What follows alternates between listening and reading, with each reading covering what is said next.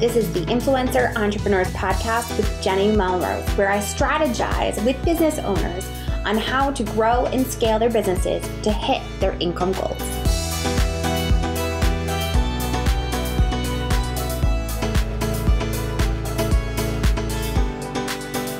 This is episode 239 of the Influencer Entrepreneurs Podcast with Jenny Melrose. Today, we are going to talk about how to level up your business by unlocking your audacity and authenticity with Erin King. This interview is one that I hopped off the interview and immediately went to my stories to share a total gem of information that Erin shared. The entire interview is packed with gems of knowledge. You're definitely going to want to make sure that you listen through to the entire episode. But before we dive in, I want to make sure that if you guys haven't already grabbed the free workbook that goes along with my book, Influencer Entrepreneurs, that you make sure that you grab it. The book takes you through my PAC framework, and the workbook coordinates with it so that you can hold yourself accountable and actually put that framework into practice immediately. Just send me a message on Instagram that you want the workbook and I'll send it right to you. My Instagram is at Jenny_Melrose. All right, you guys, let's dive into this episode. Hi, Erin. How are you? Welcome to the podcast. Hi, Jenny. Thanks for having me. It's so great to be here. Yes, I am so excited to dive into this conversation. Before we do that, will you introduce yourself and your business?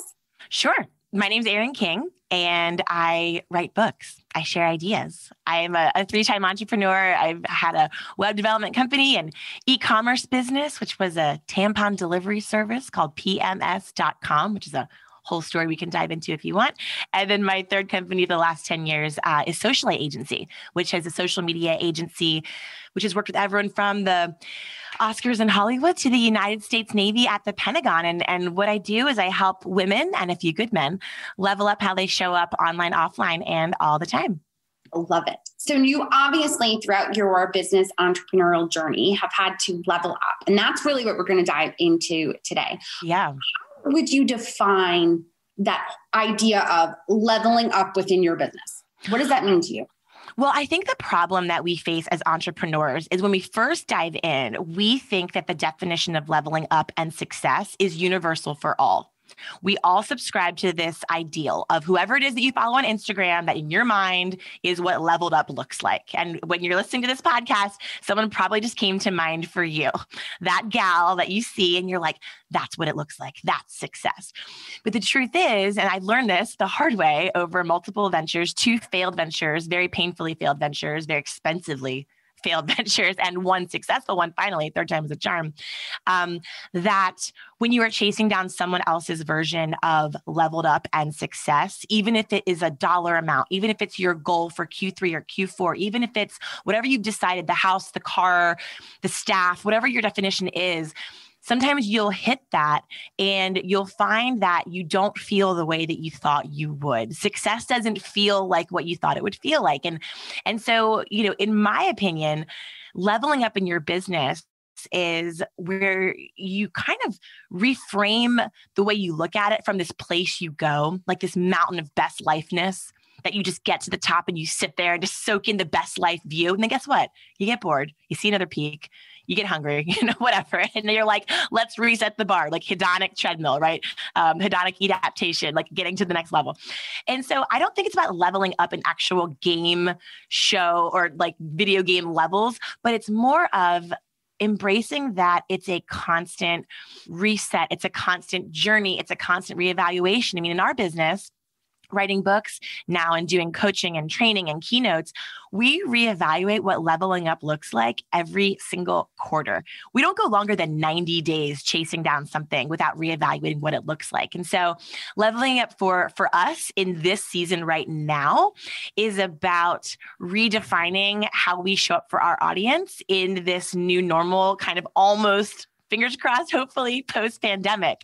And so for everyone listening, I mean, leveling up can change quarter to quarter. It can change it can change month to month, depending on your business model. And so I think that we have to be really careful about chasing down what we thought success was at the beginning of when we first got started, and also be comfortable with maybe when we chase down what that level looked like and it doesn't feel right, not thinking that, something's wrong or that we failed or that we messed up or that something's wrong with us, but being okay with changing your mind. And deciding that it can go in a new direction without it's not being flaky, it's not being inconsistent, it's just being open to the reality that entrepreneurship is it's like an ocean. It's sometimes the waves are up, sometimes it's flat, sometimes you're surfing, sometimes you're treading water, and being okay with that entire experience, not judging it for what you thought it was supposed to look like.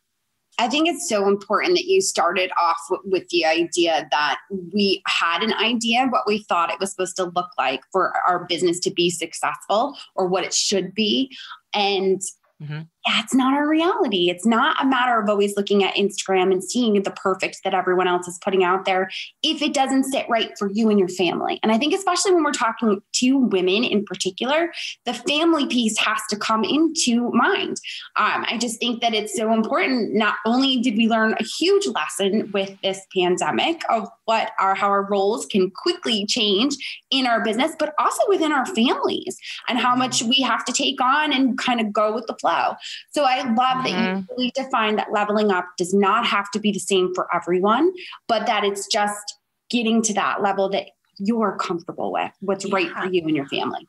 Well, I love that you brought the family aspect into it, because right now, especially to your point, success might have looked like for you before the pandemic. It may have looked like a monetary goal, a financial goal. But to your point now with family, it might look like a space goal. It might look like a time for you goal. It might look like just creating, maybe doing less to create space for more. And that's really challenging to do, to remove, to eradicate something, to go away from something. I don't know about you, but for me, releasing things is so much harder than starting or igniting new ones. And so I think having the audacity and having the flexibility to recognize that what success looks like now might be doing less, freeing up that space, finding ways to honor and serve what you need to fill that cup so that you can show up for your clients, you can show up for your team in this new season in a way that we've never really had to do before. And so if the bar is lower, I think we have to be really gentle and give ourselves grace that that's okay. Yes, no, absolutely. I entirely agree. And it is. I love that you use the word grace because it's so important to just kind of really be able to step back and not kind of feel like we're killing ourselves to make it be the perfect thing that we have put on this pedestal of the ideal of how your business is successful. Yeah. So what would you say are the key components that can be used to level up your business? Okay, this is the hardest lesson that I have learned over the last 15 years of being my own boss. This is like the hardest lesson. And it sounds so cliche that I'm cringing in my mind that I'm going to say it, because it's like everyone says this, but they all say it because it's so dang true. If you're everything to everyone, you are nothing to no one. I cannot tell you how the trajectory of my business exploded exponentially once I released this tie of being for everyone. So Socialite Agency, for example, is my social media company. Now, as you know, I mean, I started in social media in 2004. Okay. Now anyone who has a Facebook account or an Instagram account can be a social media expert. Now I'm more of a generalist because I was a specialist then, but now things are going so fast and you have the TikTok and Reels and the algorithm and, paid ads. And it's like an endless, now there's like specialists within the specialists of all these different social media verticals. I mean, it's a huge landscape. But when I started, it wasn't. Okay.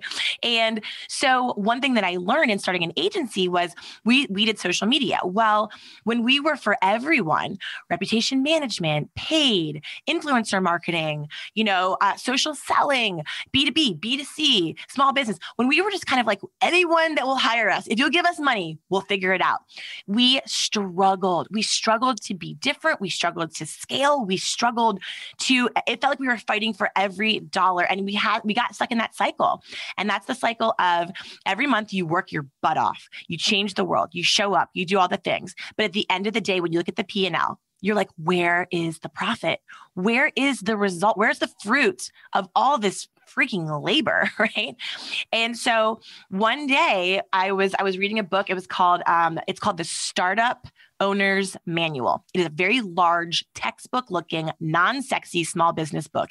It is the greatest entrepreneurial book I have ever read. It is brutal. It is not entertaining. It is not funny. It is not sexy, but it is the most solid advice you will ever get. I don't even know who wrote it, but it's called The Startup Owner's Manual. And when I read this chapter and said, if you can niche down and figure out exactly who you are for, you will save yourself so much time, money, blood, sweat, and tears. And so in that moment, we realized that we were doing a lot of events. We were becoming social media journalists for these live events. And so we decided, what if we just niched down and we became the only social media agency exclusively for just live events? And what we did, Jenny, was so hard because everyone says like, okay, like this is our target market, but we also can do like A, B, C, D, E.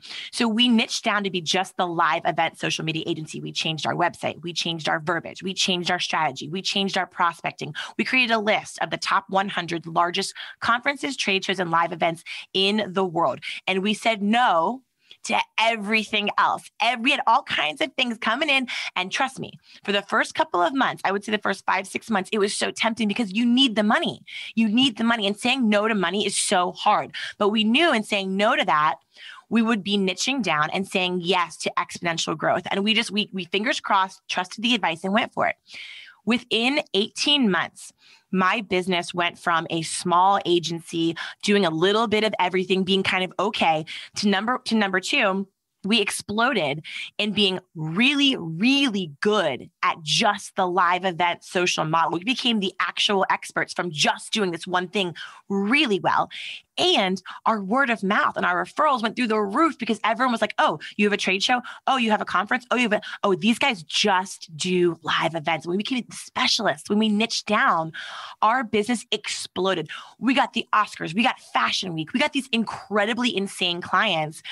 But it took saying no for a long time to really tempting money that was outside of that model. Now, committing to being one thing and doing it really well is so unsexy. We're living in a multi-hyphenate, multi-passionate, no one fits in a box kind of world. And that is more fun for you. And if that is you, do you absolutely. But if you are asking yourself, how can I really scale quickly? How can I explode my business? Not like slowly over time, but like overnight. How can I just rocket to the next level of success?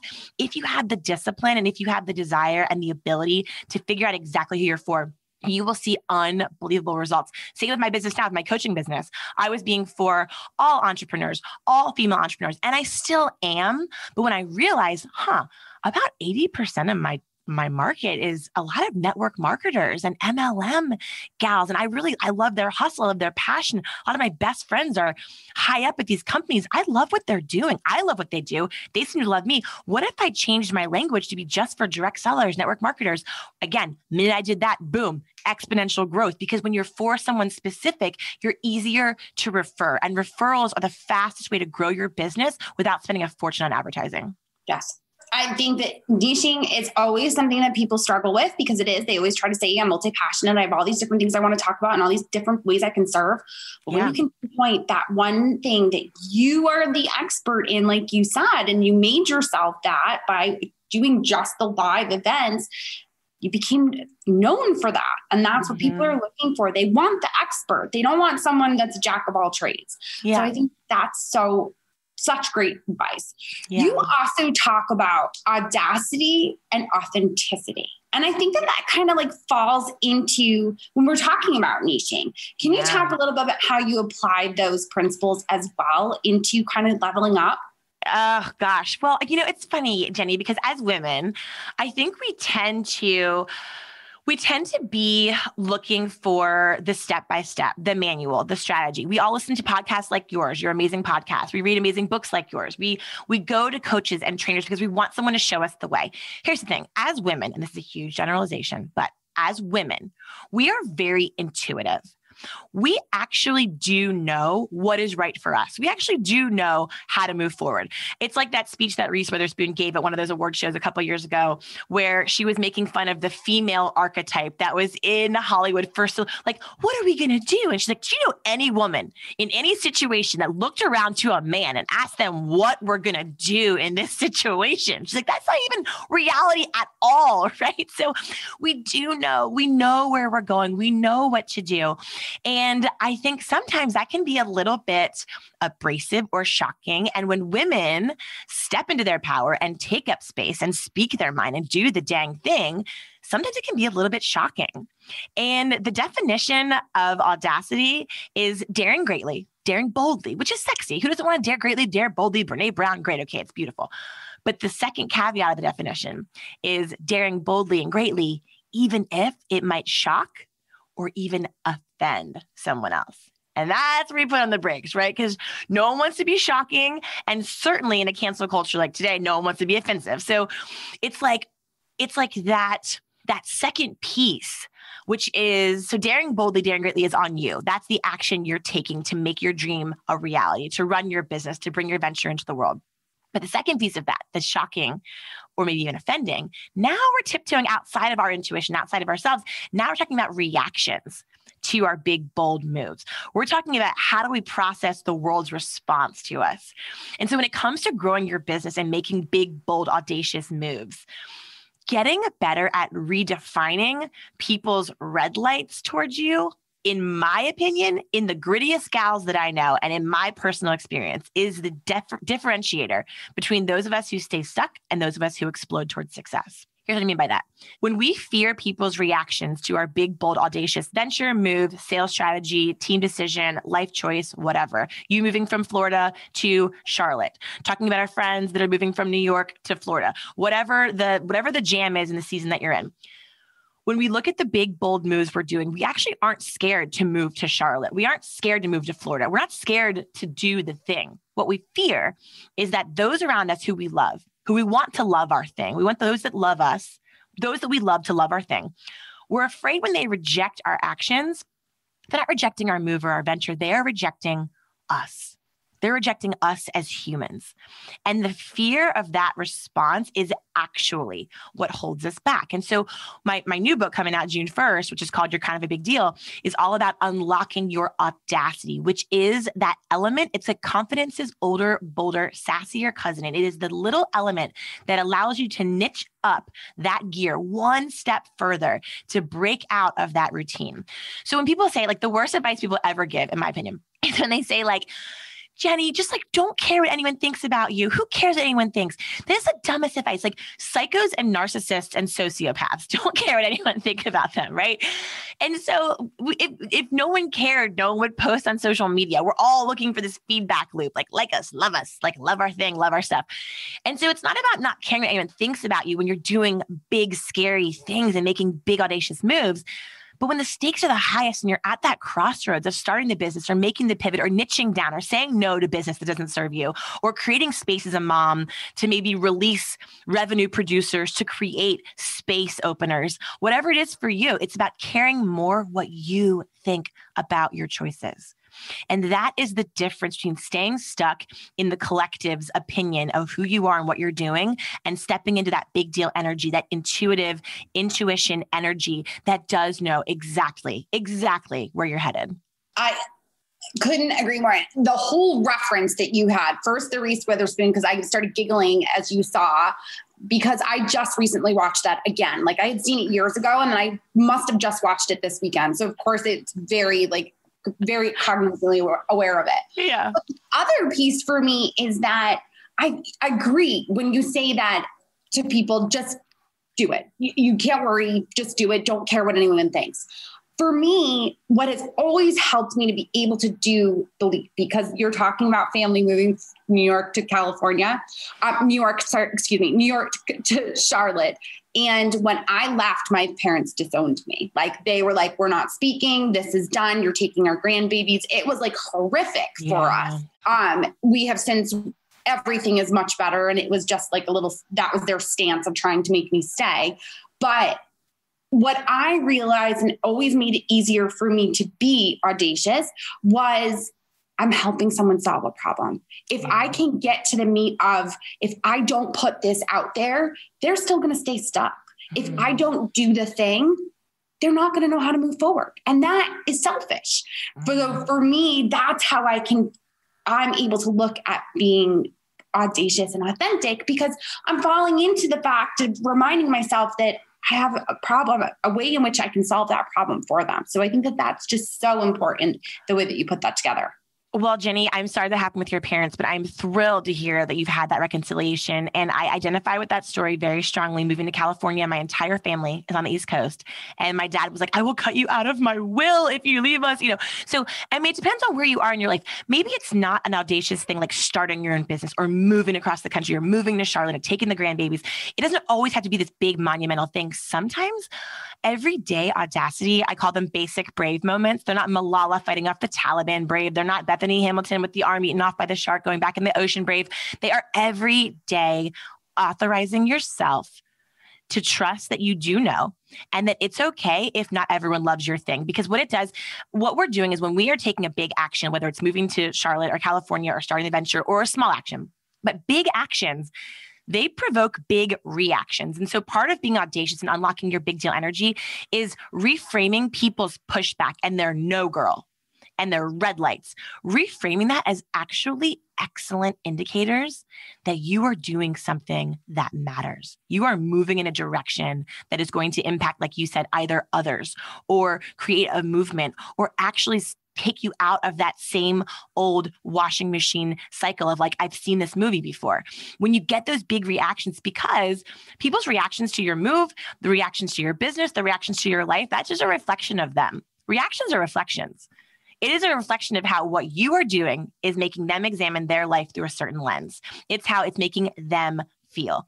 And so if you can begin to not immediately take all pushback and negative reactions as a warning, and instead redefining that as maybe like taking that no girl and reframing it as a go girl, I think that it really helps put that fuel in your tank to allow you to have that audacity to say, I'm doing it anyway. I'm doing it anyway. I love you. I want you to love my thing, but I'm doing it anyway. And it's hard to do. It's easier said than done. Just like niching down. These are things that are so much easier said than done, but they're also gateway moves. They're gateway actions. Once you do it and you wait for the world to end, you wait for everything to fall apart and you realize it doesn't, then the opportunities that open up are limitless. They are endless. And that's when things get really exciting. Yes. So one of the things I think that a lot of my audience struggles with is the audacity to do things. I think that they can definitely understand. But when it comes to the authenticity, I think there's a struggle. Because I think there's a struggle of everything seeming like the highlight reel on Instagram and the pretty and the perfect. And I think that pushback, like you said, if I'm being overly authentic, am I going to get that pushback? So how do we make sure that we come across as authentic and stick to our ideals instead of always showing the highlight reel and showing the perfect, which people can't relate to? Okay, so this is our problem. This is what we do. We know it's a highlight reel. We know it's 97,000 filters and Facetune and all the things. We know this. And yet we still scroll without intention. We still scroll without a strategy. We still scroll in a dangerous, vulnerable space because those inputs are impacting our outputs of our hearts, our minds, our souls, our business, our family, our lives. And so there's a difference between knowing and doing. We know that to get skinny, or to get fit, you eat salad and sweat, you can lose 10 pounds. We know this. It is much harder to do. Just because you know doesn't mean you do. And so we have to take one small action towards leveraging this knowledge so that it does not rob us of our joy via unhealthy comparison, via unintentional feelings of not enoughness.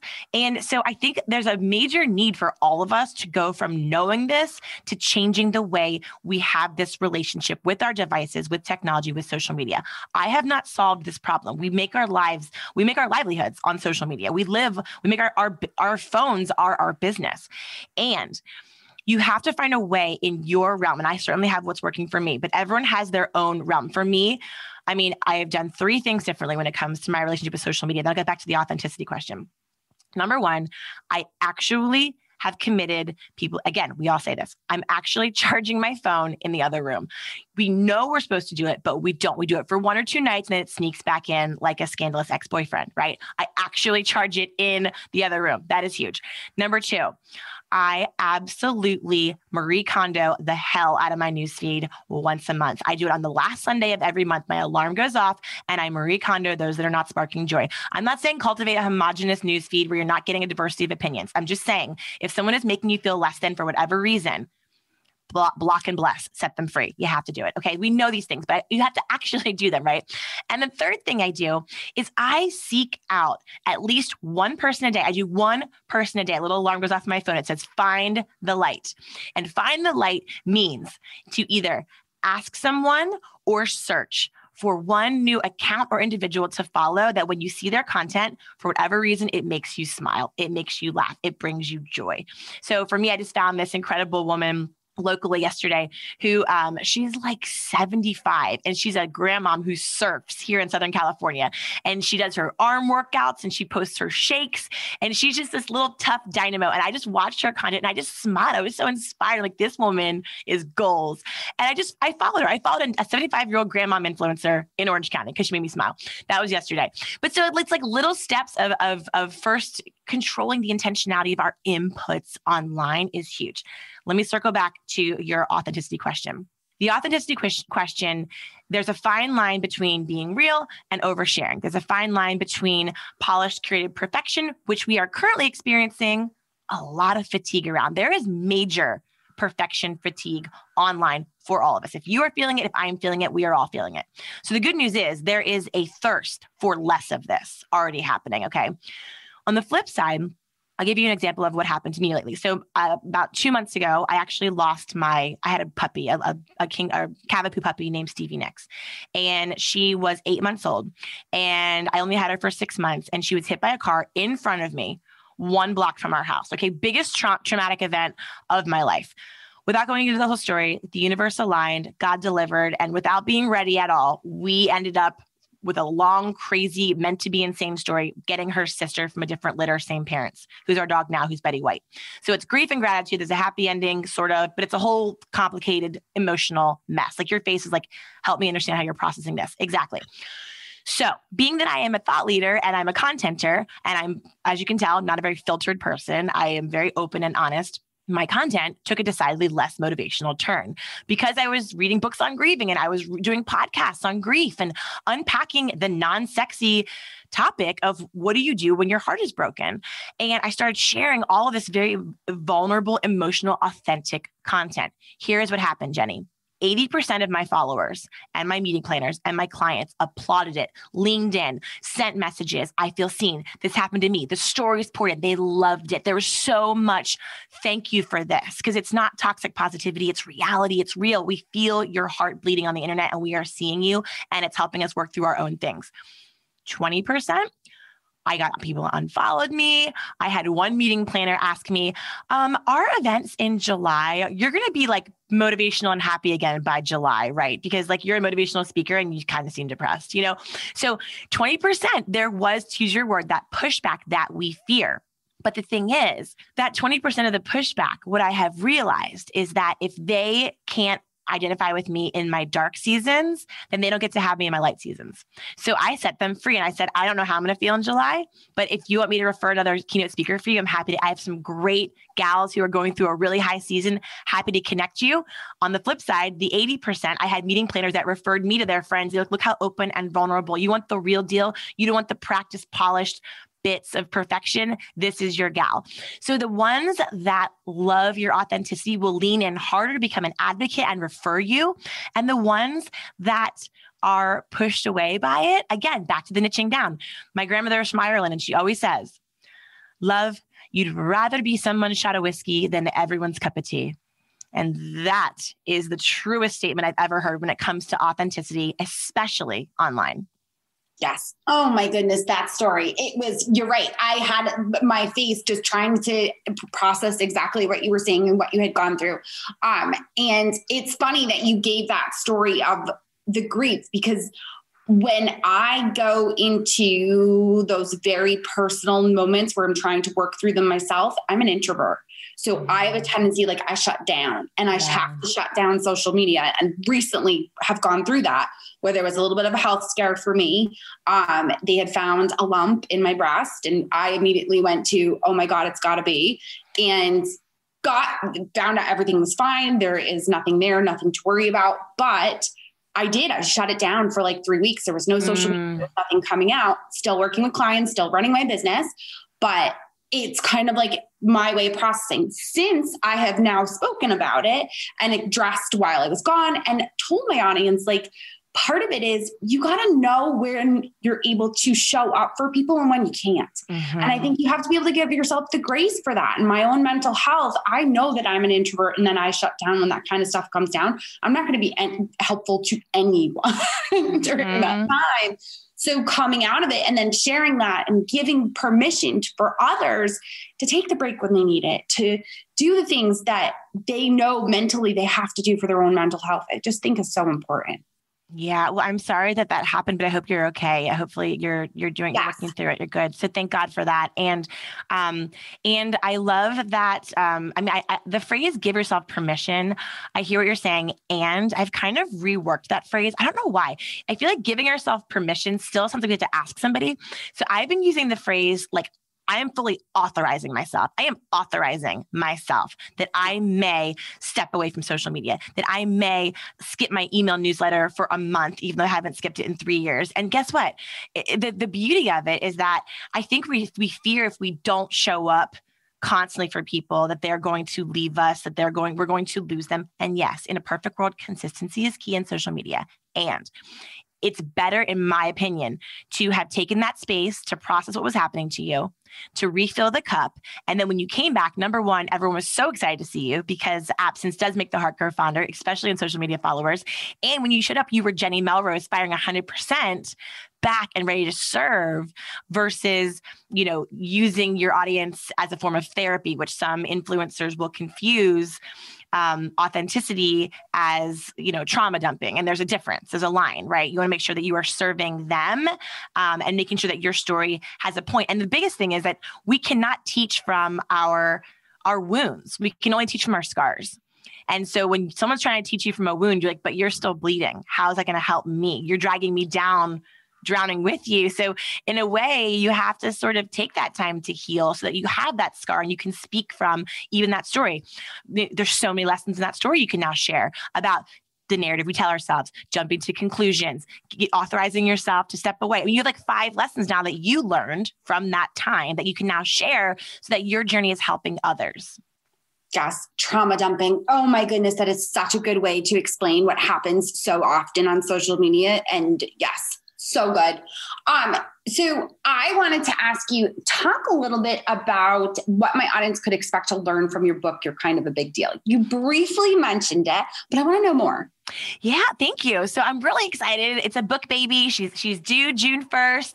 And the book is, it's a collection of my experiences as a 3-time entrepreneur, but also a lot of the grittiest women that I know in this world who maybe you haven't met before. And they're very real stories, personally and professionally, of life throwing them a dang curveball, them breaking out of getting stuck, them overcoming obstacles, both online, offline, all the time.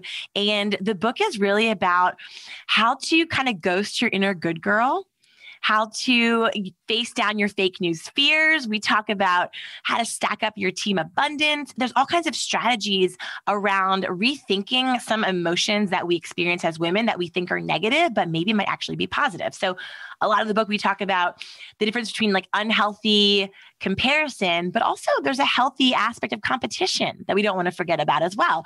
The book talks about jealousy. It talks about the fact that we automatically, as women, are taught that being jealous is negative and bad all the time, no matter what. Well, my chapter is called Your Jealous is Your Genius. And in some ways, it talks about reframing those jealousy feelings as maybe indicators of your heart pulling you towards something you didn't even know that you really wanted. So a lot of it is reframing old, typically negative, like audacity can even be negative. So someone's like, oh, the audacity of her to say that, right? So it's taking old negative topics and giving them a little bit of a twist, a little bit of a flip and a new perspective to have us rethink what it takes to not do more of the things. This is a book about, it's not all the things, it is the one thing. And the one thing we talk about is how you can unlock something you already have within you, which is I call it your big deal energy. And your big deal energy is that vibe that you have where you step into the meeting, where you own the day, where you rise above the tough situation, where you actually do the dang thing that you know in your head that you should do, but your heart's like, we're scared. It's unlocking that ability within you to move through it and to rise above it. So that's the book. It's full of stories. There's a lot of laughing, a lot of crying. And it's basically my heart and soul and my experiences of the last 15 years just laid out for the world to judge, and they will.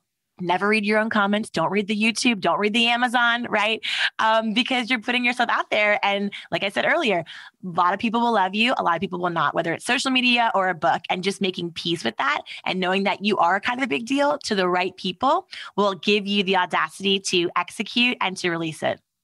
So good. We are going to make sure we link to that in the show notes. And obviously, you guys, my audience that are listening, you also know you can always DM me to get the direct link to that on Instagram. Erin, where are the best places to connect with you? I'm on the gram at mrs.erin.king, and I'm actually up in the club. I don't know if you're a Clubhouse gal, Jenny, but at Erin King is my Clubhouse. I need to follow you. And my website is erinking.com. Perfect. We are going to link to all of those. Erin, thank you so much for taking the time to speak with me and share your knowledge with your audience. This has been fabulous. Jenny, it was so fun. And it was great to meet you here kind of live on Zoom. And my friend, you are kind of a big deal. So thanks for having me. You guys, please hit me up in my DMs on Instagram. You had to take away so many gems of knowledge from that. There were just so many little pieces. I especially loved the way that she talked about that you can talk about personal, authentic information when it is a scar and no longer a wound, because you've actually learned from it. Such good information. You guys, as always, I appreciate you so much when you take the time to leave a review on iTunes, because it lets me get fabulous guests like Erin King. So if you haven't already left me a review on iTunes, please make sure that you do. I so appreciate it when you do that. You also can always send me a DM on Instagram asking for my workbook that I talked about in the beginning, that it coordinates with my book, Influencer Entrepreneurs. If you haven't already grabbed it, make sure that you do. It's on Amazon. It is at all your favorite bookstores, but have it delivered right to your doorstep. Why not, right? All right, you guys, until next time, I will see you all then.